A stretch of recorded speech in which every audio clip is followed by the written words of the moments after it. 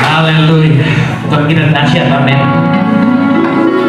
Dari perlu kita cemaskan dalam hidup ini, amin. Tadi ibu bercerita tentang mau operasi, tapi Tuhan berikan kekuatan. Silakan duduk dulu. Kita akan pujian ini. Tak usah aku takut, tak usah aku bimbang, tak usah aku cemas, sebab Tuhan beserta kita. Yang percaya kita katakan amin. Haleluya. Kita pujian itu.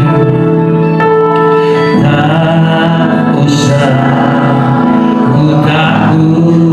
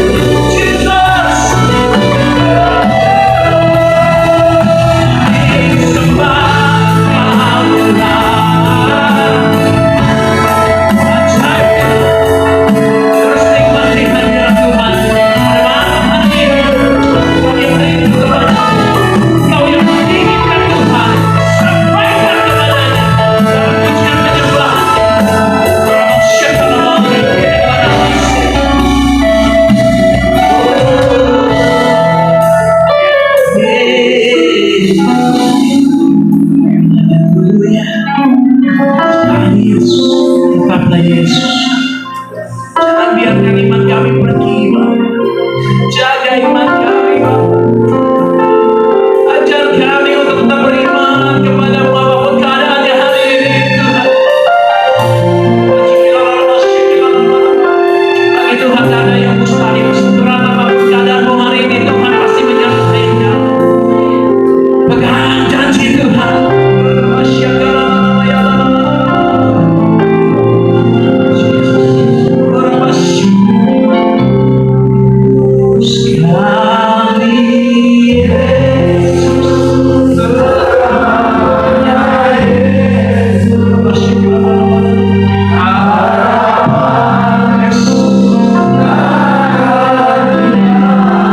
Kami klaim janji.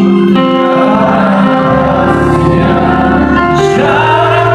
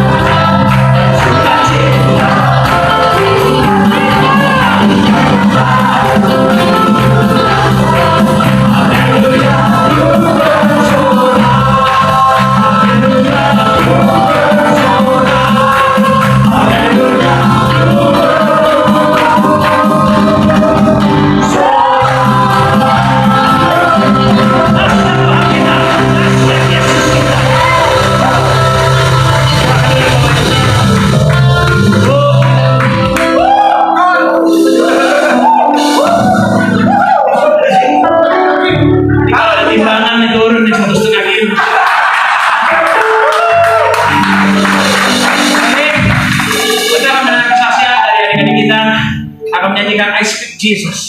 Saya undang anak-anaknya untuk maju ke depan.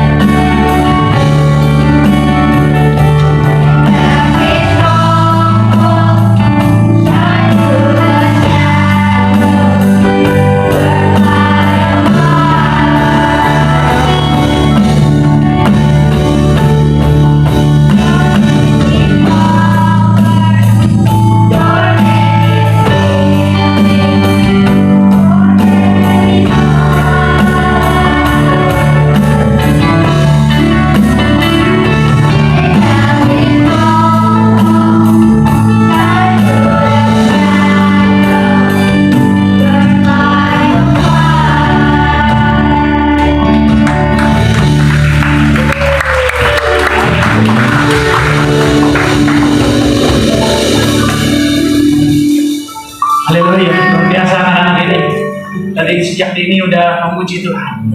Nanti besar akan menjadi worship leader selanjutnya. Haleluya. Amin.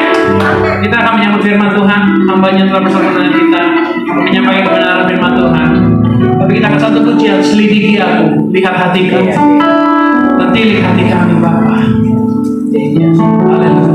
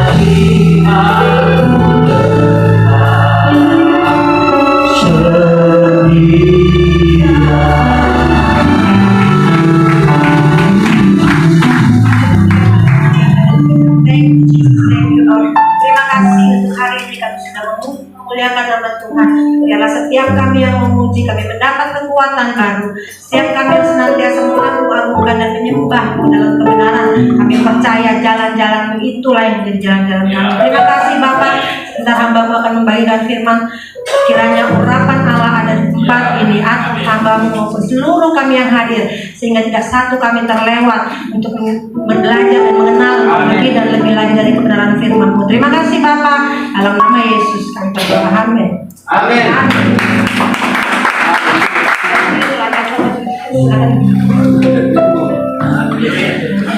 Puji nama Tuhan. Terima kasih buat adik-adik teens yang sudah melayani, yang membagikan kesaksiannya sama kita ya.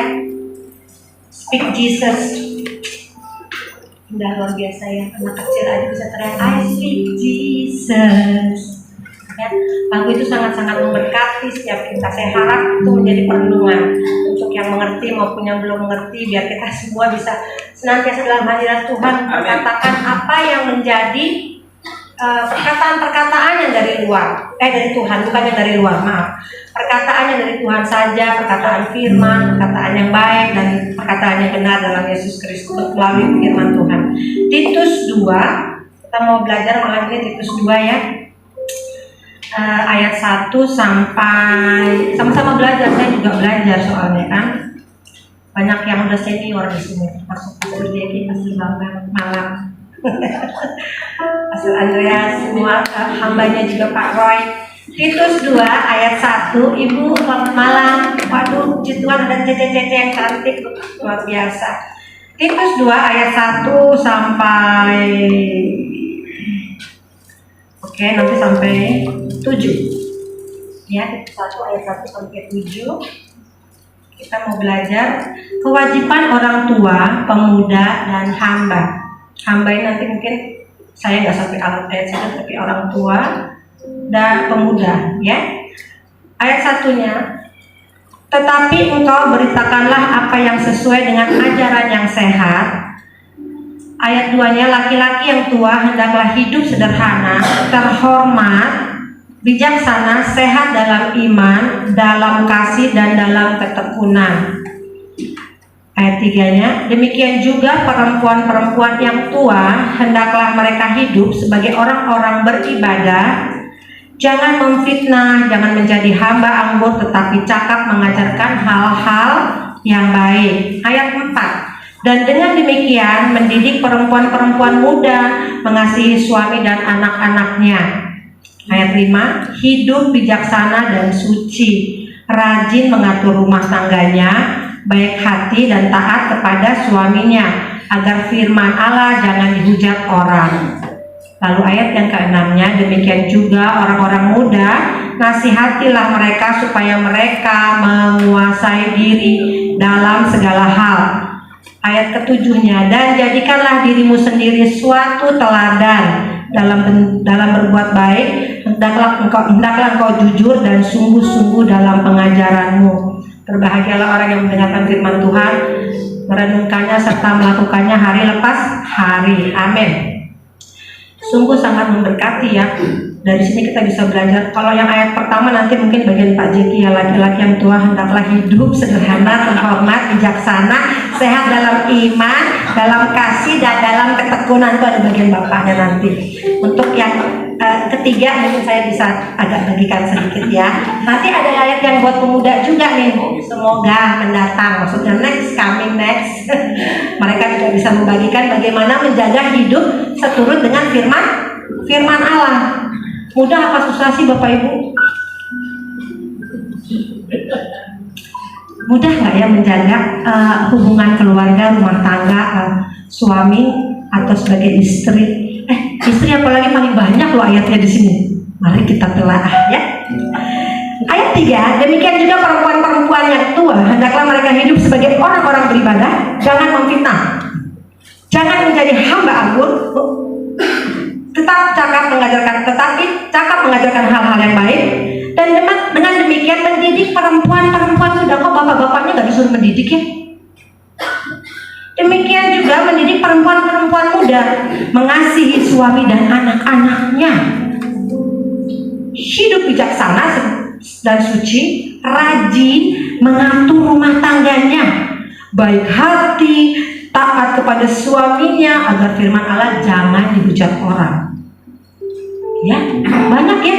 Kita bagiannya ada 3. Memang di situ sepertinya cuma 3 ya, soal menurut saya sih 3. Sebetulnya itu JD-nya 3, tetapi ada cabang-cabangnya. Ya, cabang-cabangnya misalnya yang diminta di sini kan baik hati ya, belum harus ngantar anak-anak ya, jemput anak-anak, masak, terus ingatin anak-anak bangun pagi ya, harus menasehati anak-anak kalau berbuat nggak baik. Bagian kita banyak ya ibu-ibu ya, makanya ada firmannya, dan biasanya banyak yang firmannya untuk ya ibu-ibu atau wanita.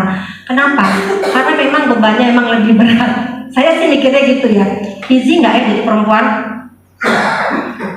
Tidak, kalau dengan kekuatan sendiri ya.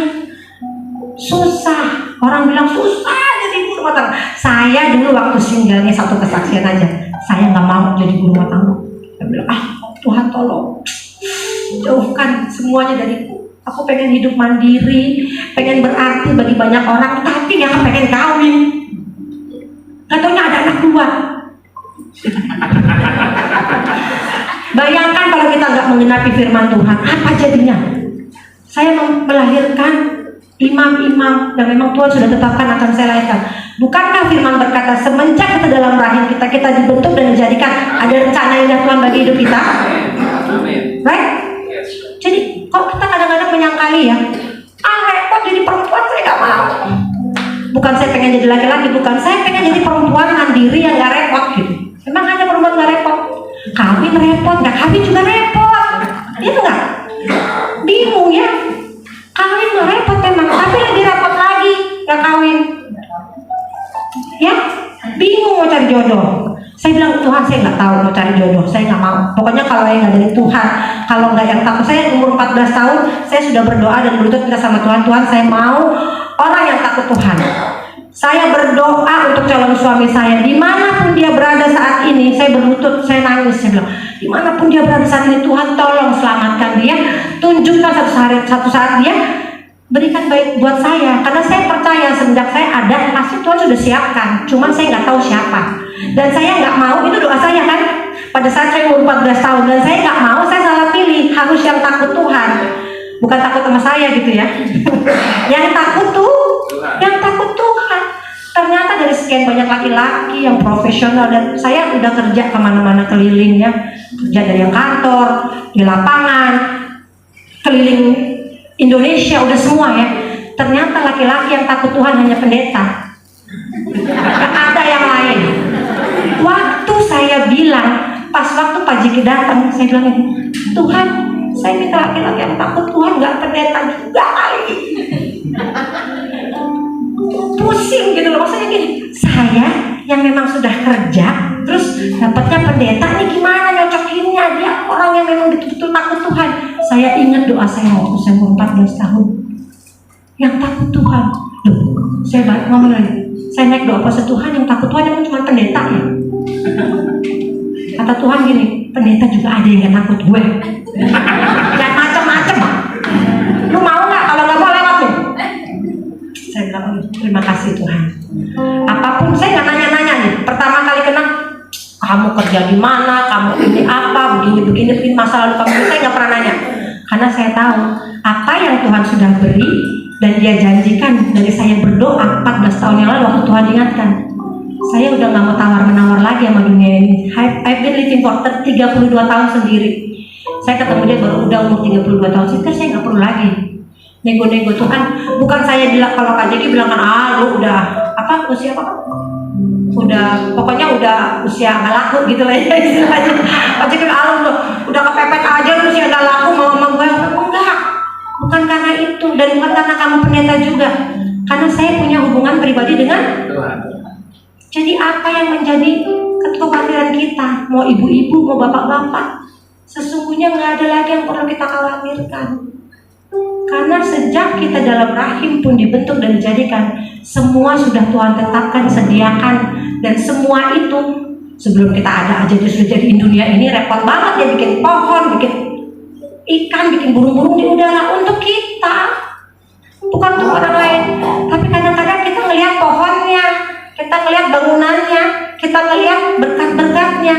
Kita nggak tahu bahwa apa yang sudah kita dijanjikan Tuhan sama kita tuh tinggal di depan mata, tinggal kita melangkah. Saya nggak nanya, sampai detik ini saya nggak nanya. Terus kalau dia kasih tahu masa lalunya, saya juga nggak terlalu care. Saya pikir itu nggak part of me.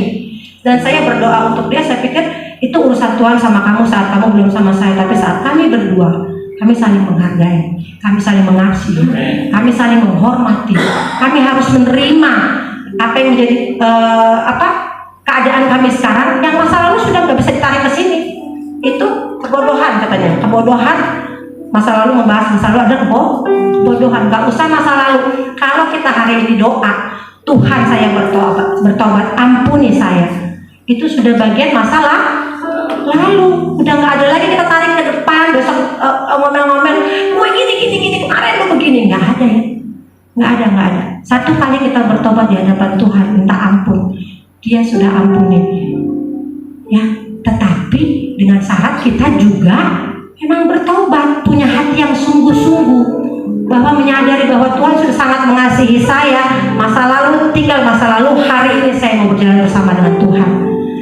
Yang berat kata orang, gak mungkin, aduh berat, repot, saya udah ngejalanin.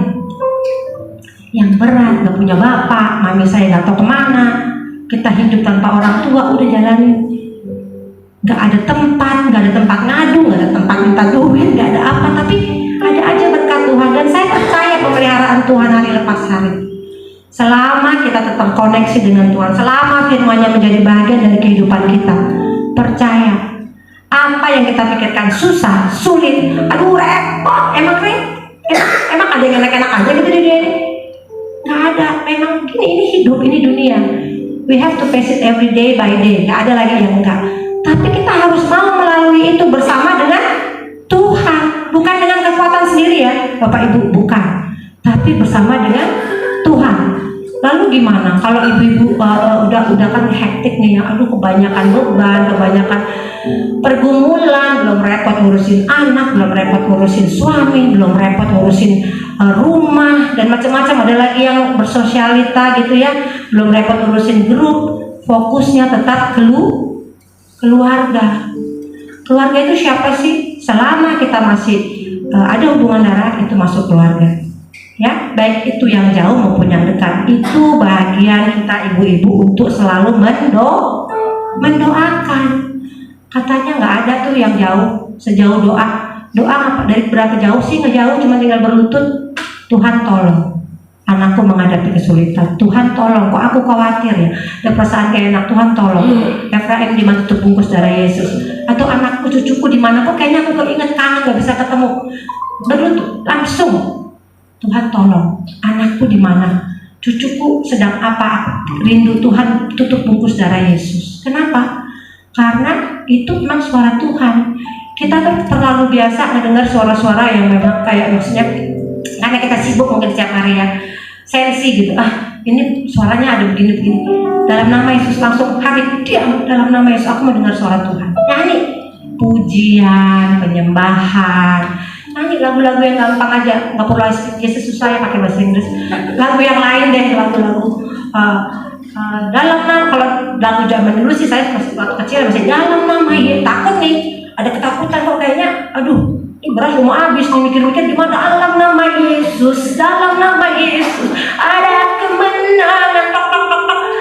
Ada yang baru apa tuh? Kalau potong-potong kambing, Idul Adha, kasih makanan, ya. Ada aja berkat Tuhan. Di rumah juga begitu. Tiba-tiba sedikit, aduh malas masak ya. Tuhan tolong. Aku masak deh, pintar gitu ya. Tiba-tiba dia tok. Wah, ada tuh. Lumayan dah buat pagi ini ya. Setidaknya saya masih bisa ntar siang baru masak. Ada aja. Saat kita letih, lesu, saat kita nggak berdaya, apapun itu, nggak jauh, nggak perlu cari tempat kosong. Kalau kita lagi di rumah, apalagi di rumah ya, langsung berlutut. Kalau lagi di food court, langsung tangan berlutut. Tuhan tolong. Karena saya pernah ngalamin satu kali, udah pernah saya saksiin belum? Saya lagi nyetir, anak-anak lagi ribut di belakang, biasa wah hektik lah saudara. Diam bang, mami lagi mau nyetir, mami mau fokus karena mereka masih kecil-kecil kan waktu itu, jadi saya juga baru belajar nyetir. Mendadak saya itu pengen pasang lagu, wah baru mereka agak diam kan, oh kalau lagu kan itu ya Waymaker, Miracle Worker, anak-anak agak-agak ya lagu-lagu excited gitu ya, dia oh ya, terus mami, aku langsung bahasa Arab gitu, Tuhan tolong, kenapa nih, siang golong, nggak ada, jalanan juga nggak terlalu ramai, tapi tidak terlalu sepi. Jadi satu kali saya agak pelan gitu ya, karena saya pengen nyanyi kan, saya ngambil ke kiri. Pas saya ngambil ke kiri, itu pas mobil yang tadinya di depan saya, itu open cup, nyenggol ke Mercy, tiba-tiba nggak tahu dia ngantuk kali ya. Sudah nyenggol ke Mercy ke kanan, mental ke kiri, hampir kena saya. Cuma saya udah dalam jalur lambat sebelah kiri. Terus, aduh thank you Lord, saya bilang, thank you Jesus. Jadi nggak perlu nunggu, tidak perlu tunda detik itu juga, apapun yang kita rasakan, coba kembali ke cinta mula-mula. Tuhan itu mau ngomong sama kita, nggak yang audible gitu ya, audible. Ada juga audible saat-saat tertentu, saat saya mau harus menikah sama Pak Jeki itu audible banget. Sudah waktunya kata Tuhan, melalui mimbar. Waktu apa nih Tuhan? Saya bingung kan, saya baru kenal seminggu naik doa puasa. Sudah waktunya tahun ini. Itu audible, hamba Tuhan yang ngomong sebenarnya. Aneh nih, bener aja gitu kan. Bukan saya kali, kita kan biasa ya. Itu perasaan aja. Terus seminggu kenal, seminggu beberapa hari gitu. Saya lihat nggak mungkin lah. Nggak, dan saya nggak kepikiran orangnya, hambanya ini nggak gitu. Saya punya teman-teman masih kecil-kecil, saya 32, mereka 25, 24, paling tua 26 gitu. Masih jauh 5 tahun di bawah saya. Saya pikir, aduh sudah waktu tahun ini, ya udahlah, tahun ini kan masih Februari apa Maret gitu ya waktu itu. Saya pikir nanti mungkin akhir tahun ya. Terus saya ketemu dia 15 Februari, ternyata Juli langsung nikah. Yang namanya tahun ini bukan akhir tahun. Memang Tuhan tuh ajaib ya, suka-sukanya Tuhan. Ya, asal selama kita mau terkoneksi. Oke, sekarang ibu-ibu nih, berat kan kadang-kadang terasa capek, lelah. Aduh, pokoknya udah nggak bisa bilang deh, mau pengen healing, ya nggak? Katanya nih zaman sekarang katanya lo ya nggak tahu bener nggak ya? Katanya nih zaman sekarang orang mau healing, kalau orang mentalnya sedang berat bebanku gitu ya lagunya ya, terus pengennya healing. Kalau kita ibu-ibu yang dalam Tuhan healing itu ngapain? Jalan-jalan, ibadah deh ibadah. Wah aneh banget ya, ibadah. Oh ada KKN lah di sana, kita ukur yuk KKN. Apalagi banyak acara Natal nih. Bentar lagi Natal, ada perayaan. Lumayan, snacknya enak. Ya, healing ngapain dong? Kita cari dulu ya. Untuk anak-anak Tuhan, ibu-ibu yang dikasihi Tuhan, hamba-hamba Tuhan, kita hamba Tuhan ya. Kita hamba Tuhan apa orang biasa sih? Semua kita siapa? Hamba Tuhan. Semua yang mengenal Yesus Kristus Tuhan berarti hamba Tuhan. Makanya kita harus terkoneksi sama Tuhan. Kenapa? Kita nggak bisa hidup di luar Dia. Itu harus katanya kayak pokok anggur, harus baik itu ngebaik itu harus terkoneksi, harus terhubung langsung karena tanpa itu kita jadi lemah. Makanya mental health, kita mau dapat kekuatan dari Tuhan, caranya gimana? Mengatasi kekhawatiran dan ketakutan dengan cara, kalau caranya Yesus, saya nggak tahu cara yang lain ya. Kalau menurut Alkitab yang saya baca, kalau cara Yesus langsung mengucap syukur. Setiap dia doa selalu dia mengucap syukur. Tapi kan aneh dia mengucap syukur, misalnya aku lagi kekurangan uang, saya mengucap syukur Tuhan, uang saya lagi nggak ada gitu kan, nggak seru juga ya. Apa sih yang perlu kita ucapin syukur? Bapak, aku mengucap syukur. Apapun yang terjadi dalam hidupku, aku tetap sehat. Aku tetap kuat. Jiwaku terpelihara dalam Yesus Kristus Tuhan. Rohku senantiasa menyala-nyala memuji, memuliakan nama Tuhan. Karena apa sih yang lebih penting dalam hidup ini?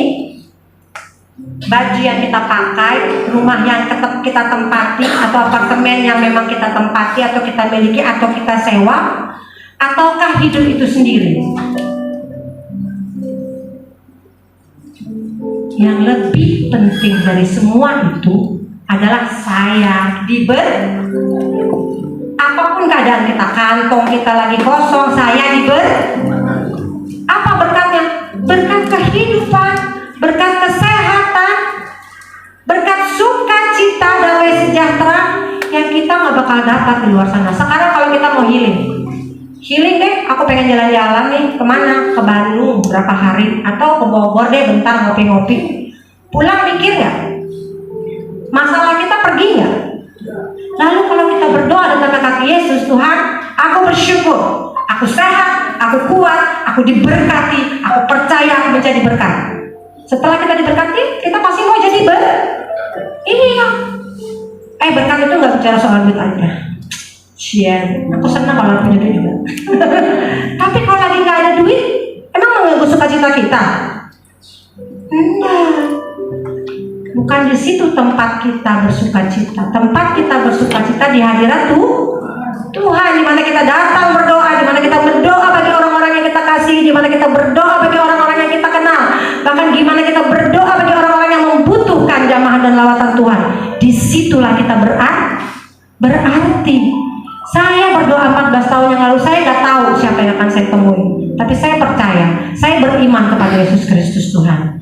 Oke, pertama kali Tuhan Yesus mengalami kekhawatiran atau kesusahan atau kesedihan, bahkan di taman Getsemani sekalipun dia tunduk berdoa, mengucap syukur. Ya, percaya. Ucapan syukur itu enggak sia-sia. Karena kita harus mengucap syukur. Bukankah nafas itu sendiri kita dari Tuhan? Ya nggak sih? Iya dong. Apa yang lebih penting dari itu? Nggak ada. Ya, orang nafas sekarang bisa bayar pakai oksigen, kita nggak perlu. Agak pegel-pegel nih, besoknya aku pegel-pegel, iya sama 50 tahun ke atas katanya pegel-pegel ya. Tapi enggak, tetap mengucap syukur, aku mengucap syukur. Aku masih mampu berjalan, aku masih mampu melakukan kegiatanku sehari-hari. Aku masih bisa berdoa bagi orang-orang yang kasih, terutama cucu, anak-anak, dan semua keluarga besar. 1 Tesalonika 5 ayat 18 itu yang pertama ya, untuk mengatasi kekhawatiran dan ketakutan dengan cara Yesus mengucap syukur di 1 Tesalonika 5 ayat 18. Mengucap syukurlah dalam segala hal, sebab itulah yang dikehendaki Allah dalam Kristus Yesus bagi kamu. Lalu yang kedua, Yesus berdoa sendiri. Sendiri itu bukan berarti ya kita begitu khawatir kita datang berdoa langsung berlutut ya.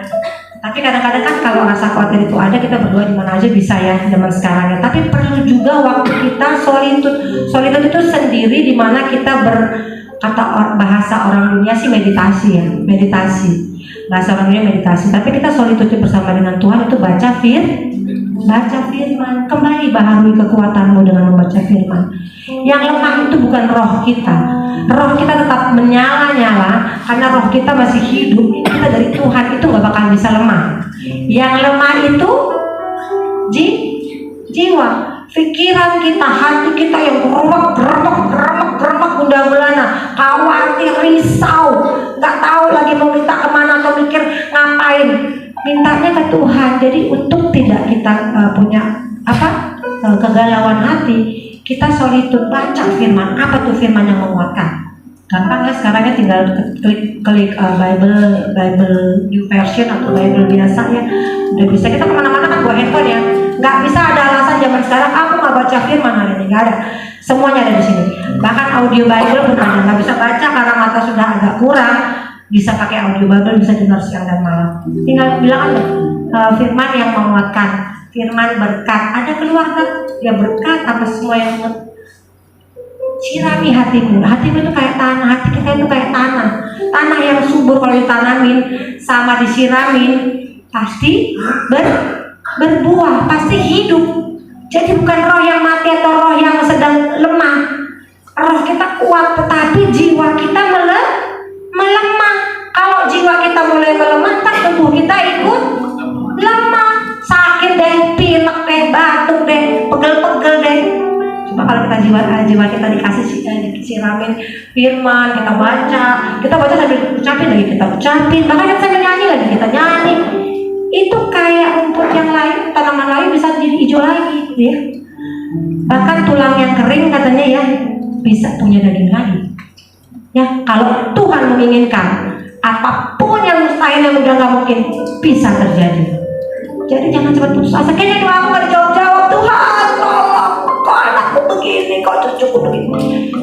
Jangan menyerah, tetap berdoa buat mereka. Aduh, istri gua udah kemana nggak tahu. Doakan. Aduh, suamiku kok kayak gitu. Terus doain sampai nyata kasih Tuhan dalam hidupnya. Doakan yang baik. Aku lepaskan pengampunan buat orang-orang yang menyakiti hatiku. Aku berkati. Aku percaya Tuhan memberkatinya lebih dan lebih lagi, sehingga dia bisa melihat kemuliaan Tuhan dalam hidupnya, sehingga dia bersyukur untuk anaknya, istrinya, keluarganya, rumah tangganya. Apapun yang bukan dari Tuhan kami tolak dalam nama Yesus. Perkatakan firman. Perkatakan firman. Aku percaya Tuhan. Aku percaya Engkau memberkati suamiku. Aku percaya Engkau memberkati istriku, anak-anakku, keluargaku, rumah tanggaku, orang tuaku. Tuhan, aku percaya Engkau memberkati. Karena kasihnya gak berkesudahan. Itu yang kedua ya. Perlu waktu solitude membaca firman. Lalu kita bisa juga meminta dukungan doa. Kalau Tuhan Yesus ya, Lukas 5 ayat 16 ya. Akan tetapi ia mengundurkan diri ke tempat-tempat yang sunyi dan berdoa. Itu ya solitude ya. Tuhan Yesus solitude itu berdoa, berkomunikasi langsung dengan Bapaknya ya. Karena Bapak kita bukan Bapaknya, dengan Bapak Allah Bapa di surga ya. Terus karena saat itu kan belum ditulis di Alkitab ya. Lalu yang ketiga, Yesus minta dukungan doa bersama murid. Kalau kita solitude sudah tetap masih ada yang terbebani, baru cari teman seiman, hamba Tuhan. Ajak, Pak, saya mau kita bersama-sama doakan yuk suami saya misalnya gitu. Tapi nggak apa-apa langsung cari hamba Tuhan juga ya. Kalau sudah kita solitude, kita minta Tuhan lakukan mujizatnya, percayakan terjadi, dan kamu masih lemah juga, boleh datang ke hamba Tuhan. Karena itulah tugas kita sama-sama, untuk saling menguatkan, saling berdoa, saling menopang. Nanti ada ya Pak ya, kita komsel doa juga ya. Itu yang ketiga, dukungan doa bersama murid-murid. Di situ kita akan praktekkan nih ya, langsung ya, ntar ya jam prakteknya aja ya. Lalu keempat, Yesus paham dan mengenal firman. Dia sudah tahu dan mengenal firman.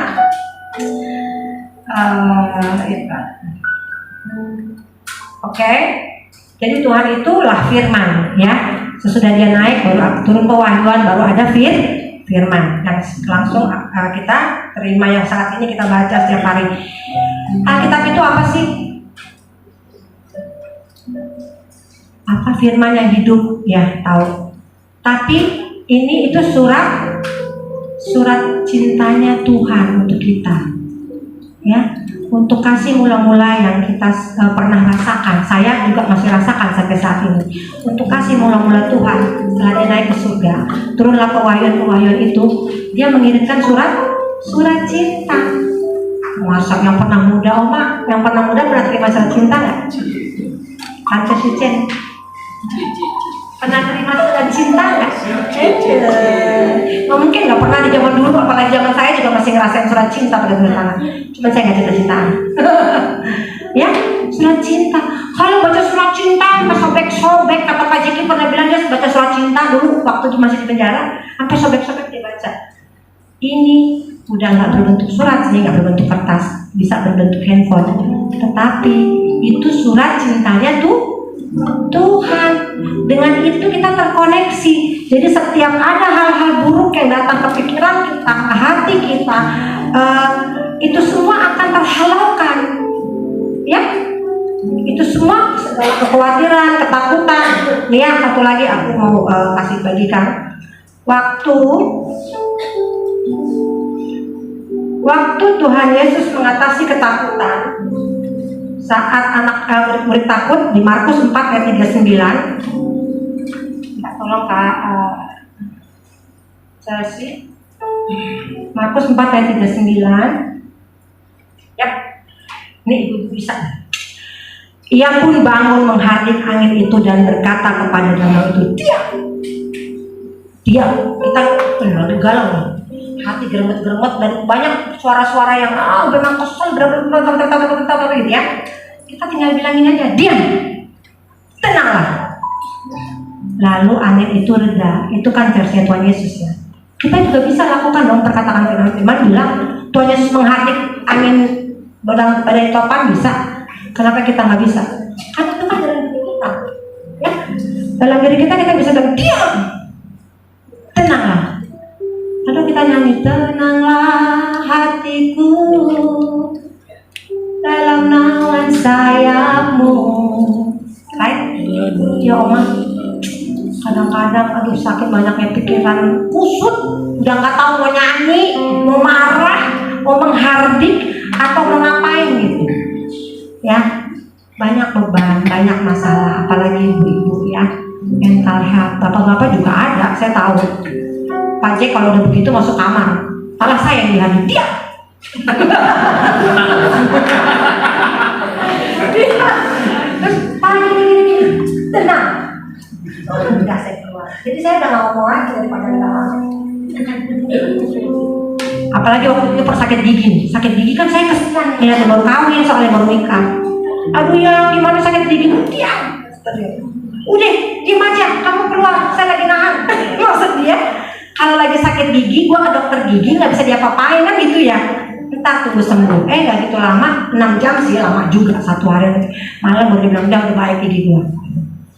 Ya, jadi ada saatnya kita juga butuh waktu sendiri, solitude, berdamai dengan diri sendiri, bukan berdamai dengan Tuhan. Kita nggak pernah berantem sama Tuhan ya.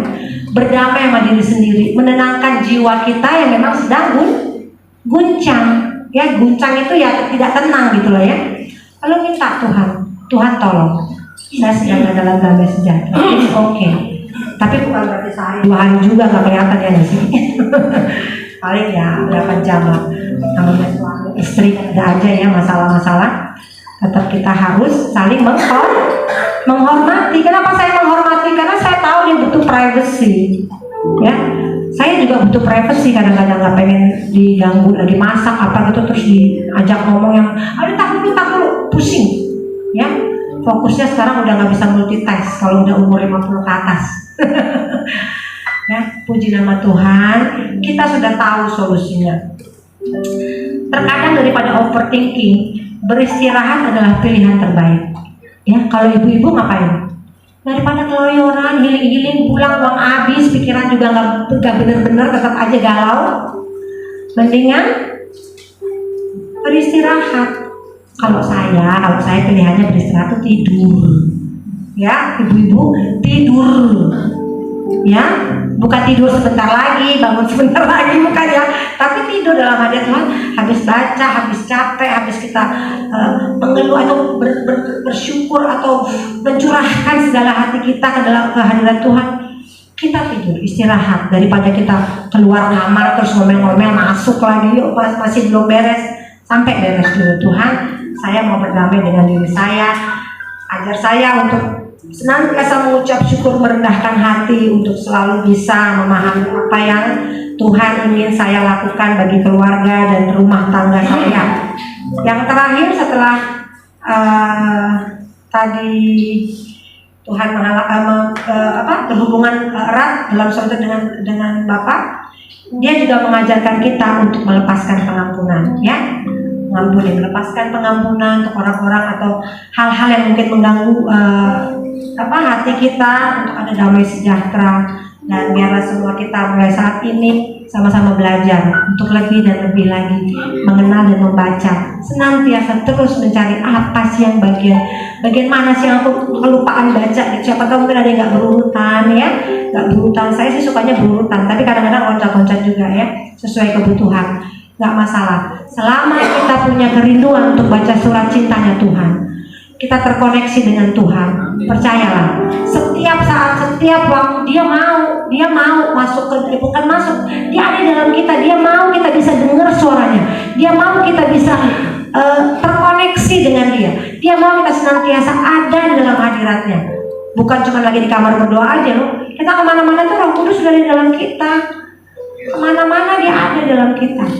Jadi jangan mengecilkan Roh Kudus. Ah, Tuhan nggak ada, bukan, tidak mungkin. Dia sudah ada dalam kita. Kalau nggak bernapas saat ini kita, right? Jadi mengucap syukurlah, berterima kasihlah, senantiasa mengatakan aku diberkati.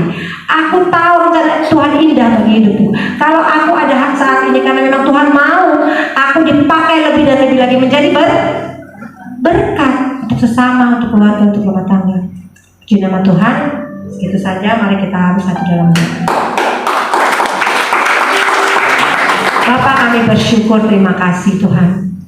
Kami percaya apa yang menjadi kerinduan hati Tuhan bagi setiap kami dan masing-masing kami itu spesial. Kami boleh punya talent, kami boleh punya kerinduan, namun apa yang menjadi kerinduan hati Tuhan biarlah itu yang terjadi atas setiap kami, sehingga kami boleh dipakai lebih efektif, sehingga hidup kami menjadi lebih berarti, bukan hanya bagi orang di sekitar kami, bagi hormat kemuliaan nama Tuhan. Tuhan, biarlah Kau memberkati seluruh keluarga kami, keluarga besar kami, seluruh jemaat Tuhan di tempat ini yang hadir Tuhan, baik itu anak mereka, suami, istri, menantu, keluarga besar, cucu, bahkan adik-adik, siapapun Tuhan kalian dalam kami tempat ini. Kami bawakan ke dalam doa kami hari lepas hari untuk Tuhan jamah. Untuk mereka yang belum mengenal Tuhan, kami percaya tangan Tuhanlah yang akan menjangkau setiap mereka. Untuk mereka boleh kembali kepada jalan-jalan kebenaran-Mu. Untuk mereka boleh